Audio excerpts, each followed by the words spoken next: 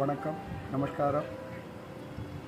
மீண்டும் நம்முடைய இனிமை அப்படின்ற ஒரு யூடியூப்பில் இருந்த வருத்தப்படாத முதியோர் சங்கம் அப்படின்ற ஒரு நல்ல ஒரு நிகழ்ச்சியில் வந்து உங்களை மீண்டும் கண்டினியூட்டியாக நம்ம சந்திப்பதற்கான ஒரு பெரிய ஒரு வாய்ப்பை நம்ம ஏற்படுத்திக் கொள்வோம்.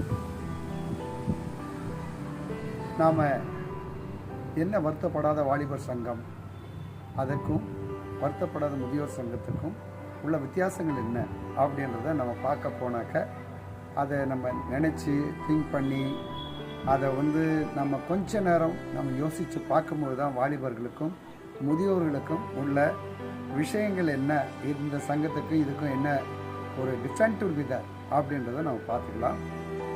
புரிஞ்சிடும் அநேகமாக. ஏன்னா நம்ம வாலிபர் அப்படின்ற இடத்தை தாண்டி தான் சிறியவர்கள் வந்து வாலிபர் வந்திருக்கோம். வாலிபர்லேருந்து நம்ம மேரேஜ் பண்ணி அப்புறமா நம்ம அப்பா அம்மாவிலேருந்து முதியோர்களுக்கு அவர்கள் மேரேஜ் ஆனப்பட்டு நம்ம ஒரு முதியோர்கள் ஆகப்பட்டு முதியோர்ன்ற அம்சத்தில் வந்த பிறகு நமக்கு ரொம்ப மன நிம்மதியற்ற வாழ்க்கையில் கஷ்டங்கள் துன்பங்கள், ஏன்னா வயோதிகம், தட் மீன்ஸ் ஏஜ்டு ஆயிடுச்சு அப்படின்ற ஒரு சூழ்நிலையில் நம்ம வரும்போது தான் நாம் வந்து முதியோராகப்பட்டு நம்ம வெளியில் கொஞ்சம் உட்கார வைக்கிற நிலைமைக்கே நம்ம வந்துடும். அதுக்காக தான் நான் வந்து முதியோர் சங்கம், வருத்தப்படாத முதியோர் சங்கம் அப்படின்றத நான் ஒரு சங்கமாக வச்சுருக்கேன். ஸோ இதுக்காக வந்து கலெக்ஷன் பண்ணுறதோ அதெல்லாம் ஒன்றும் கிடையாது. வருத்தப்படாத இந்த முதியோர்களுக்காகவே சந்தோஷமாக இருக்கணும், ஹாப்பியாக இருக்கணும். இந்த உலகத்தில் நம்ம இது வரைக்கும் வாழ்ந்த வாழ்க்கை அது போனது போகட்டும், இனிமேல் வாழ்கின்ற வாழ்க்கை சொர்க்கமாக இருக்கட்டும், இனிமேல் வாழ்கின்ற வாழ்க்கை ஆனந்தமாக இருக்கட்டும், இனிமேல் எதையும் தாங்கக்கூடிய மனது உள்ள இருக்கக்கூடிய பக்குவத்தை அப்படின்றதுக்காக வருத்தப்படாத முதியோர் சங்கம் அப்படின்னு ஸோ என்னென்னலாம் நம்ம பார்த்தோன்னா கண் வழியாகவே நம்ம பார்க்கலாம். ஸோ நம்ம குழந்தைகளை நம்ம படிக்க வச்சு ரொம்ப அதிகமாக நம்ம படிக்க வச்சு அதை வளர்த்து அழகு பார்த்து, ஆனால் நம்ம ஆப்ஷன் மேரேஜை மனசு ரொம்ப சில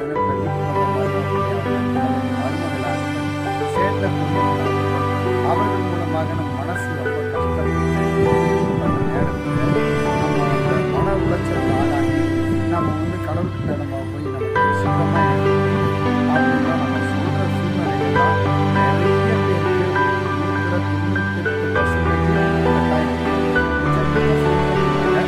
அது நல்லா நம்ம இந்த மாதிரி அப்பா அம்மாவை வச்சுக்கணும், மங்கள் மருமகள் நல்லா நம்ம அப்பா அம்மாவை வச்சுக்கணும் அப்படின்னு எல்லாத்தையும் ஒன்றா கொண்டு வர அந்த 2% அவங்க ரொம்ப சுவிசேஷமாக ரொம்ப ஆனந்தமாகவும் லைஃப்பில் நல்ல பெரிய லெவலில் வாழ்க்கையில் வாழ்ந்துட்டு இருக்கிறதுக்காக தன்னுடைய சொந்த அப்பா அம்மாவே நினச்சி வாழ்க்கை நடத்திட்டு போயிட்டுருக்காங்க. இதுதான் 98%க்கும் ப்ளஸ் 2% உள்ள வித்தியாசம்.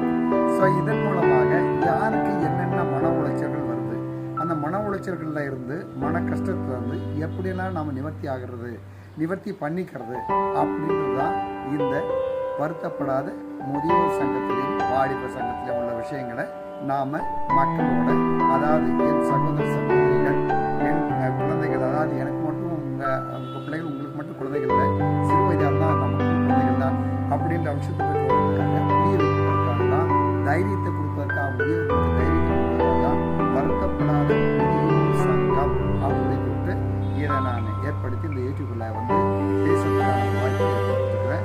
ஸோ இதில் வந்து நம்ம இப்போ பார்க்க போனாக்க ரொம்ப சிம்பிள். இப்போ எப்படின்னாக்கா நல்ல ஒரு விஷயத்தில் இப்போ மேரேஜ் ஆகுது, இப்படியே நம்ம படிக்கிறேன். நாங்கள் மேரேஜ் எல்லாத்துக்கும்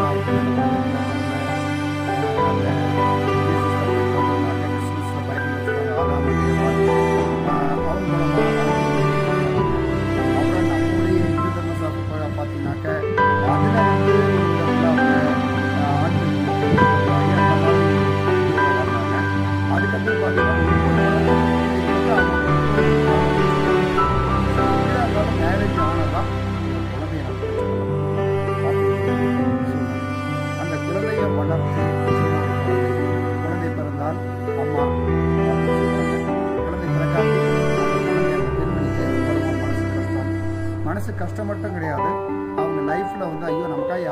இல்லையே வாழ்க்கையில் அப்படின்னு உண்டு. அதே போல் நம்முடைய சொந்தங்கள், ஒரு அக்கா கூட பண்ணாங்க, தங்கச்சி பண்ணாங்கன்னா அது விருத்தியாகிட்டே போகும் அப்படின்னு, இந்த வம்சாவளிகளை பெருசாகிட்டே போகும் அப்படின்னு அந்த காலத்தில் நினச்சி ஒவ்வொருத்தரும் பார்த்தீங்கன்னாக்கா 7 குழந்தைகள், 8 குழந்தைகள், 3 குழந்தைகள், ஏன் எனக்கு தெரிஞ்ச 11 குழந்தைகளை கூட பெற்றிருக்கிறாங்க. அந்த மாதிரி அப்படி இருந்தவங்க வந்து பார்த்தீங்கன்னா ஒரு கூட்டு குடும்பமாகவே இருந்திருக்காங்க வாழ்க்கையில். அதாவது மகாராஜா காலங்களிலிருந்து, அதாவது நம்முடைய ஏழ்மையான விவசாயிகளுடைய காலங்களிலிருந்து கூட்டு குடும்பமாக அங்கே கிராமங்களில் இருந்திருக்காங்க. அப்படி கூட்டு குடும்பம் என்றால் அதன் மூலமாக என்னென்ன நன்மைகள்லாம் ஏற்படும், அப்படி இருக்கின்ற பட்சத்தில் நமக்கு எப்படிப்பட்ட நிம்மதிகள் தேவைப்படும் அப்படின்ற விஷயங்கள் எல்லாத்தையும் நம்ம இந்த அதன் மூலமாக நமக்கு நல்ல ஒரு நிம்மதியான லைஃப்